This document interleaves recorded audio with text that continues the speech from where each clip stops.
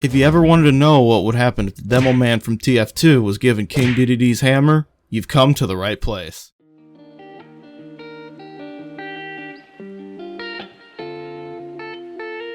Welcome to a brand new series on the channel dedicated to helping newcomers understand each and every operator in Rainbow Six, as well as address each operator's guns, gadgets, and abilities to help already established players make informed purchases if they haven't obtained said operator already.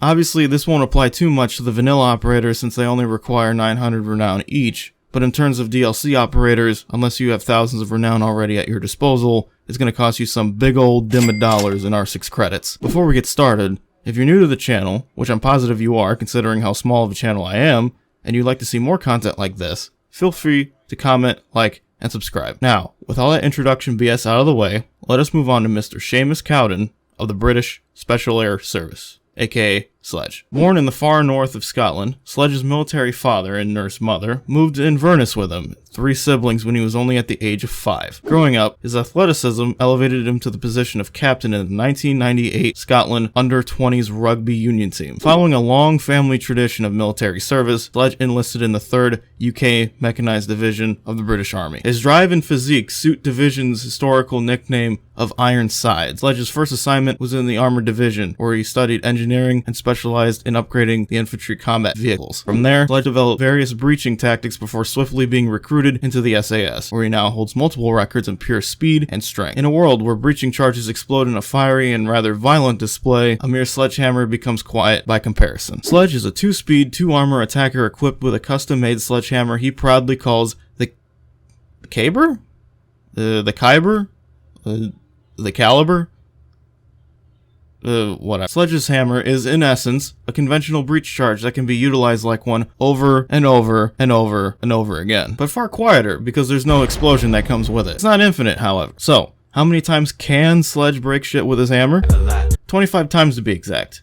Though I highly doubt you'll ever use it that many times in a single round, unless you're actively trying to demolish everything in sight and reduce all furniture in a room back to the base components it came in from IKEA. Instead of traversing a map through the basic means the game tells you to go through like a good little sheep, you can break open a hole in a wall, or bust open a hatch, to get the drop on defenders from various unsuspecting angles with relative ease. Why you bullying me? Knock, knock. However, because none of the defenders couldn't be bothered to clean up after themselves, just be wary of the copious amounts of crap you'll have to either wade through or smash to pieces like Barry Bond in the bottom of the 9th. In the likely event you do get in a firefight, Sledge has some very great weapon choices to use, with a low skill floor in the form of the L85A2 bullpup, and the high skill ceiling with SMG-11 machine pistol. Let's start with the former. The L85A2 is arguably the easiest assault rifle to use in the game as it stands right now. It caps out at only 670 RPM, which is a bit slow in comparison to, say, Twitch's FAMAS.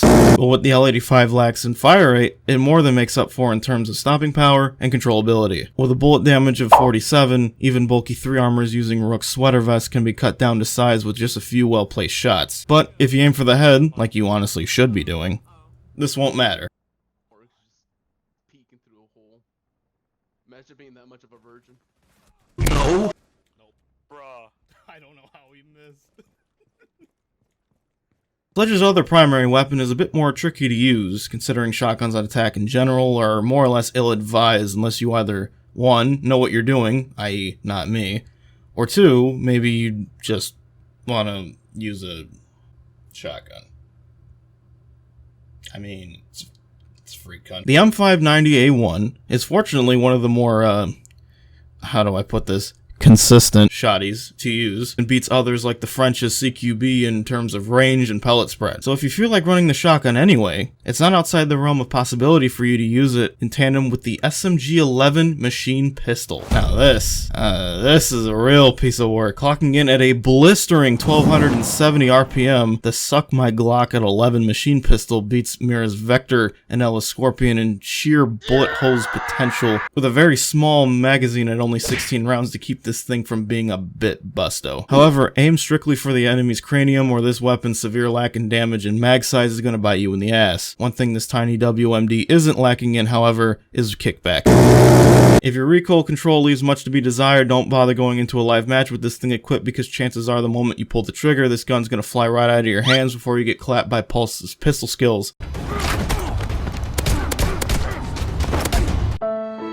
Only thing I can tell you about getting good with the SMG-11 is practice. Just load up a couple T-hunts and constantly practice your mechanical aim while firing in controlled bursts to minimize the amount of buck you'll receive. I personally run Sledge with the L85A2 with SMG-11 as a handy backup tool. Use an ACOG compensator and vertical grip on the former, and a hollow sight flash hider and vertical grip on the latter. Don't use an extended barrel on this thing. It doesn't do anything for you except slightly decrease the damage drop off at certain ranges. And besides, if you really wanted to use a gun at longer ranges, you already have one, called the L85A2. The Mark 25 British high cap isn't terrible by any stretch of the imagination. In fact, I'd say it's one of the better sidearms out there if it weren't highly overshadowed by the SMG-11. With a bullet damage of 50 and a magazine size of 15, it'll definitely get you out of a pinch, if not just be used to knock out cameras. Slap a compensator or a silencer on it if you want to be a bit spoopy, and you are good to go. In terms of secondary gadgets, I usually run frag grenades. I kind of get the whole thing of using flashbangs to blind defenders, breach into a room. Yeah, I get it. But to me,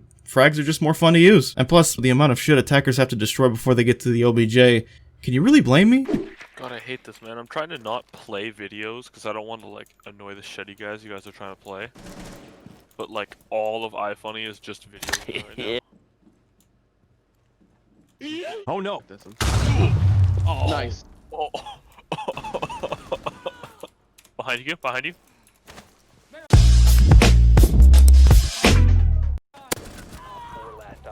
I deadass thought you headshotted your teammate. Don't worry, IQ's head hitbox isn't that big.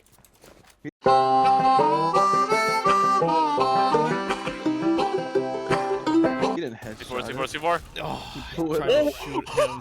What Sledge specializes most in is making things easier for his fellow attackers to gain access to the objective, whether that be creating shortcuts in walls or hatches, smashing open the floor above to prevent things like bandit tricking, or simply laying waste to all the bulletproof gadgets the defenders leave lying around the room. His 2-speed, 2-armor status allows him to keep up with his team while being able to take a bullet or two in a gunfight, unless of course it's a headshot. In that case, good luck, mate.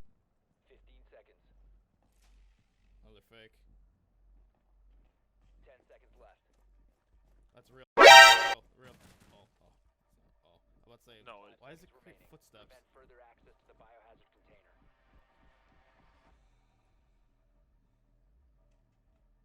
Sit and wait. Be patient. Ow! There you go. Let's say they're gonna get impatient. In terms of new players starting out, I just have this to say to you. Master this character first. Okay? Think about it. Great low recoil primary. He's got a high skill cap secondary. A nigh infinite and quiet-ish breaching tool. He's not too slow because he's a 2-speed, and not too squishy because he's a 2-armor. And he's got frag grenades. Need I say more? I think Sledge is a well-rounded fragging package capable of taking on a rather wide range of roles on attack while simultaneously being able to accomplish his main task of helping his team gain access to the objective. And I believe Sledge is a solid complement to just about any attacking team. That is, unless he's getting his ass handed to him by Caveira. How? You got. That was bullshit. How? That bullet, the gun did the bang, and then like the muzzle flash and everything. And that's about it. Thank you so very much for watching. If you liked what you saw somehow, make sure to like, comment, and maybe subscribe, and ring the bell to stay up to date for any and all future uploads. I try to be consistent, but I can't promise anything. If you'd like to follow me on Twitch, Twitter, and join our Discord to hang out, the links to all those will be in the description below. Coming up next will be Thatcher, formerly known as the oldest man on Earth. If you like that, then please stay tuned.